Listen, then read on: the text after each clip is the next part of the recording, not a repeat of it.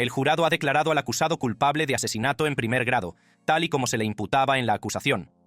Solo 3 días después del veredicto, el rapero de Jacksonville, K-So, fue atacado en la cárcel del condado, y no se trató de un golpe al azar. Se rumorea que uno de los afiliados de Fulio podría estar detrás del ataque. A este paso, es posible que K-So ni siquiera llegue a la sentencia. Analicemos toda la situación. La realidad se hace realidad tras las rejas. El rapero de Jacksonville, que solía estar aquí insultando a sus enemigos y lanzando rimas desde la cárcel, acaba de recibir una paliza en la cárcel del condado de Duval. Y te digo que no fue una pelea normal, por el comedor o por respeto. No se trataba de una tontería de la política carcelaria. Esto fue algo personal. Y si las calles dicen la verdad sobre lo que pasó, entonces alguien realmente quería enviar a K-So a reunirse con su creador para siempre. Volvamos al principio. De verdad. Hakeem Robinson, más conocido en estas calles como K-So, solía ser el joven rey que surgió con la pandilla ATK de Jacksonville. El amigo estaba dando que hablar con sus temas contundentes y sus vídeos, que no se andaban con rodeos sobre la vida real y la muerte. Una decisión que volvería para atormentarlo de la forma más retorcida posible. Pero su nombre no empezó a sonar en Worldstar y en las comisarías hasta el 15 de enero de 2020, el día en que Charles McCormick, que formaba parte de la banda rival Six Block, recibió su castigo. Los federales y los chicos del barrio afirmaron que se trataba de una misión de venganza, una represalia directa por una canción que hablaba sin miramientos de la muerte de un familiar de K-So. Y si te preguntas hasta dónde llega todo esto, échale un vistazo a esto. El testigo principal del Estado, Dominic Barner, subió al estrado bajo juramento y declaró que toda la operación estaba planeada como si se tratara de un ataque a una base militar. Básicamente, para que podamos, ya sabes, encargarnos después. Esa es la jerga de la calle, el lenguaje de los barrios. Y cuando dicen encargarnos en este contexto, no se refieren a una batalla de rap, sino a meter a alguien en una caja. Así que, cuando se dictó el veredicto el 31 de julio de 2025, toda la sala se quedó en silencio, como si alguien acabara de robarle la cadena en una iglesia. El jurado ha declarado al acusado culpable de asesinato en primer grado, tal y como se le acusaba en la acusación. Así, sin más, K-So pasó de ser un joven jefe con talento para la rima a un asesino convicto. Según la ley de Florida, el asesinato en primer grado significa cadena perpetua sin posibilidad de libertad condicional, sin negociaciones, sin poder salir para ver a tus hijos graduarse. Pero aquí es donde la historia se pone realmente espeluznante. Empezaron a correr rumores por el barrio de que, solo 3 días después de que cayera el martillo, se produjo un grave incidente dentro de la cárcel. Según algunas fuentes, K-So fue atacado dentro de su celda por otro recluso, alguien que, según los rumores, ni siquiera debería haber estado en ese mismo bloque. Piénsalo un momento. Las cárceles del condado deben tener protocolos de seguridad muy estrictos, especialmente cuando se trata de reclusos de alto perfil como K-So. Este tipo no era un rapero cualquiera. Era el protagonista de un caso que involucraba a ATK, Six Block y toda una serie de asesinatos por venganza que han estado destrozando Jacksonville durante años. Es lo que se conoce como un recluso de alto riesgo, con un objetivo en la espalda más grande que una señal de stop. Entonces, ¿por qué? Y me refiero a por qué, ¿dejaron a este hombre tan vulnerable? La versión oficial, al menos la que se susurra en los círculos penitenciarios, es que hubo un altercado por una mirada de desprecio. Así es, alguien miró mal a alguien. Pero cualquiera que conozca a K-So sabe que esta situación no es tan simple. No después de cómo se desarrolló el juicio. No después de todos los acuerdos que se hicieron. Y, desde luego, no después de que su propio padre lo traicionara. La fiscalía estaba repartiendo acuerdos, como si fueran muestras gratis en Costco, todo para conseguir un objetivo: que K-So pasara el resto de su vida en la cárcel. Dominic Barner, el conductor que lo ayudó a escapar, consiguió un acuerdo que le permitirá salir a la calle dentro de 20 años, en lugar de morir entre rejas. Pero la traición más vil vino de su propia familia. Las calles ya saben lo que les pasa a los soplones y a sus familias. Cuando tu propio padre sube al estrado y te señala con el dedo en un juicio por asesinato, no solo te conviertes en un asesino convicto, te conviertes en el hijo de una rata. En la cultura de la cárcel, eso es como tener un deseo de muerte tatuado en la frente. Y solo unos días después de que todo ese trabajo sucio diera sus frutos, al supuesto compadre lo encontraron ensangrentado y golpeado, con fuentes que afirman que tenía una herida punzante en las costillas y traumatismos graves por golpes contundentes. Ahora bien, aún no podemos confirmar todas las lesiones, pero los rumores son cada vez más fuertes. Los guardias no dicen nada, no se han publicado imágenes de las cámaras de vigilancia. ¿Y la familia? Tan callada como un ratón de iglesia. Completamente callada. Y ahora, Instagram y Twitter se han vuelto locos con especulaciones de que está encerrado en la unidad médica. Esto es lo que hace que toda esta situación sea aún más escalofriante.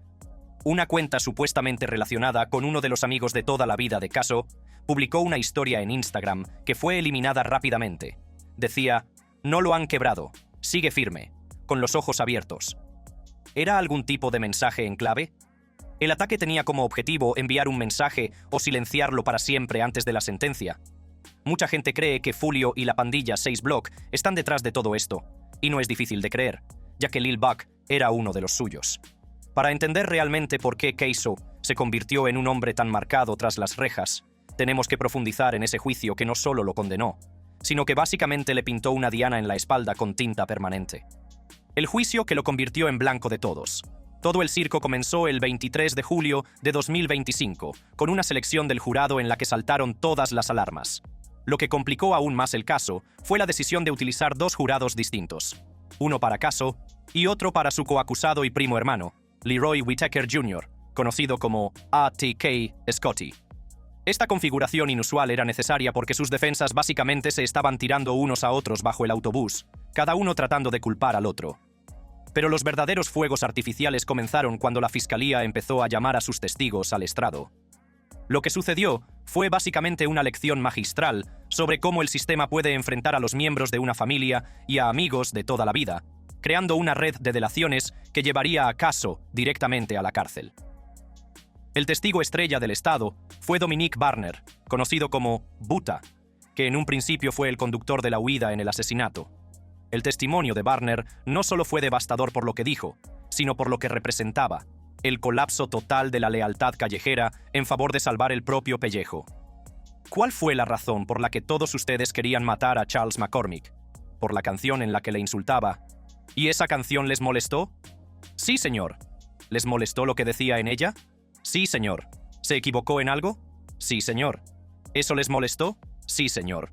¿Por qué estaban molestos Hakeem Robinson, Leroy Whittaker y Karim? Porque estaba insultando a su hermano y a sus amigos.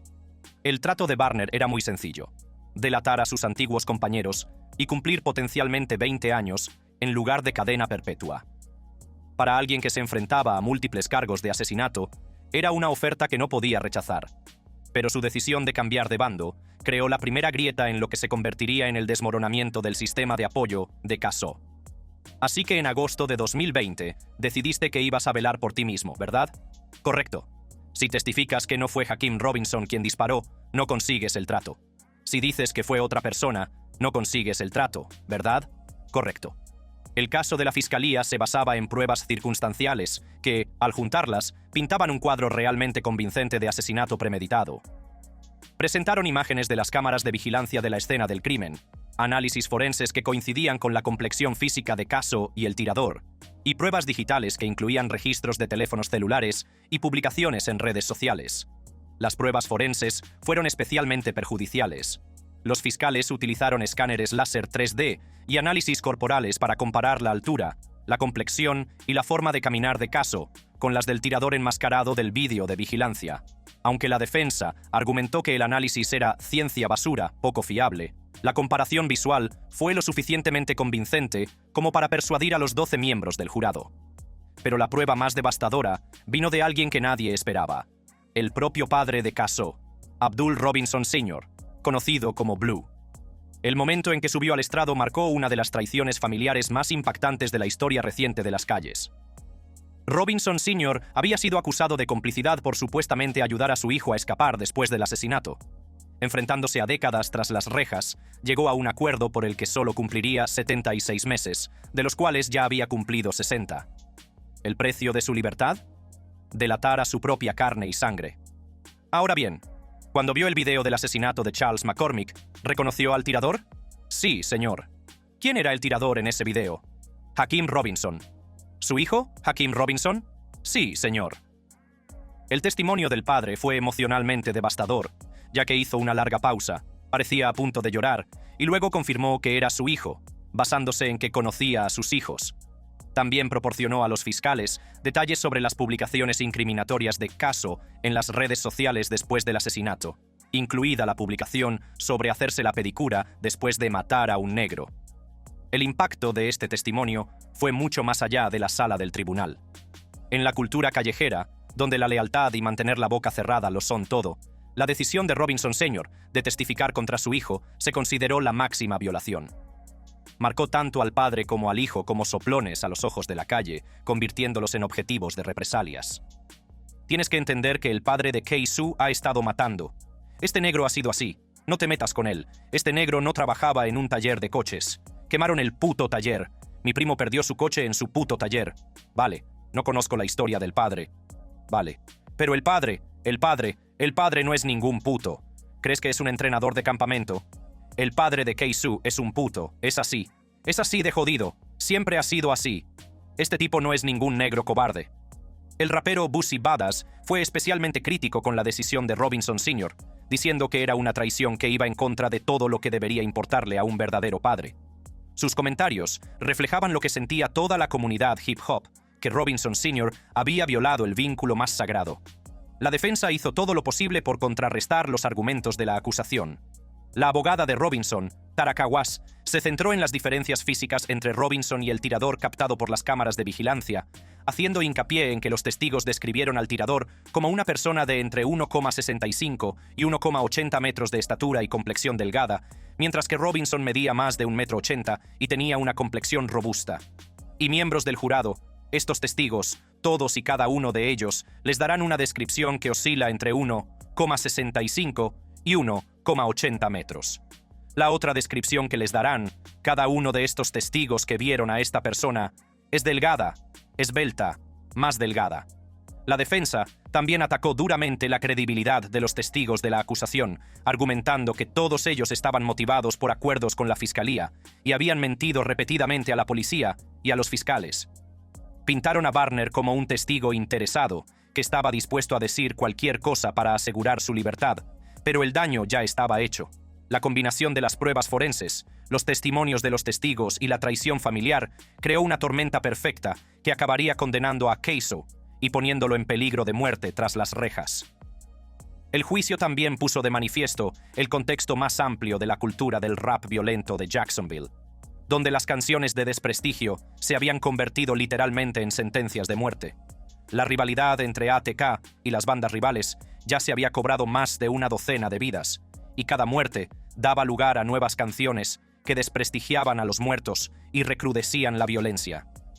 Este contexto cultural era crucial para entender por qué Kay-Soo se convertiría en un objetivo en la cárcel. No era solo un asesino convicto, era un símbolo de una cultura que había glorificado la violencia y convertido las muertes reales en entretenimiento. Su condena representaba una victoria para las fuerzas del orden en su guerra contra la escena del rap drill de Jacksonville, pero también lo convertía en un trofeo para cualquiera que quisiera hacerse un nombre entre rejas. El juicio también reveló las complejas relaciones dentro de la organización ATK y lo fácil que era romper esos lazos cuando se enfrentaban a penas graves. Varios testigos que en su día habían sido muy amigos de Kay-Soo ahora cooperaban con el gobierno, lo que demostraba lo rápido que la lealtad en la calle puede evaporarse cuando se trata de penas de cadena perpetua. Para muchos en el barrio, el juicio representaba algo más que el enjuiciamiento de un individuo. Era un ataque a toda la cultura y el estilo de vida que había definido la escena del rap de Jacksonville. Kay-Soo se convirtió en un símbolo de resistencia para algunos y en una advertencia para otros, pero en cualquier caso, su notoriedad lo convirtió en un objetivo. A medida que concluía el juicio y se acercaba el veredicto, quedó claro que el destino de Kay-Soo estaba sellado, no solo en términos legales, sino también en lo que respecta a su seguridad personal. La red de traiciones que lo había condenado también lo había marcado como objetivo de cualquiera que tuviera rencor contra los soplones, los colaboradores o la propia cultura del rap drill. Las calles no olvidan y, desde luego, no perdonan. Kay-Soo estaba a punto de aprender esa lección de la manera más dura posible. Cuando ser realista sale mal. El martillo cayó el 31 de julio de 2025 con un sonido que resonó en las calles de Jacksonville y llegó directamente a los pasillos de hormigón de la cárcel del condado de Duval.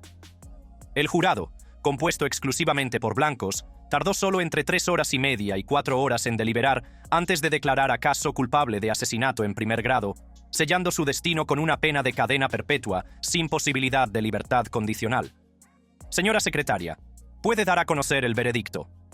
En el circuito judicial del Cuarto Circuito Judicial del Condado de Duval, Florida, caso número 16-2020, CF3601B, División CRE, Estado de Florida contra Hakeem Robinson. Veredicto en relación con el primer cargo. El jurado ha declarado al acusado culpable de asesinato en primer grado, tal y como se le imputaba en la acusación.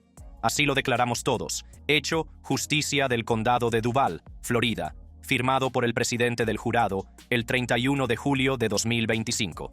La reacción inmediata de Robinson fue de incredulidad y enojo, ya que cuestionó la imparcialidad de todo el proceso y alegó corrupción debido a la composición del jurado. Sus publicaciones en las redes sociales sobre 12 jurados blancos con 3 fiscales estatales blancos demostrarían ser algo más que una simple descarga de ira. Eran peligrosos errores de cálculo que lo convertían en un objetivo aún más grande.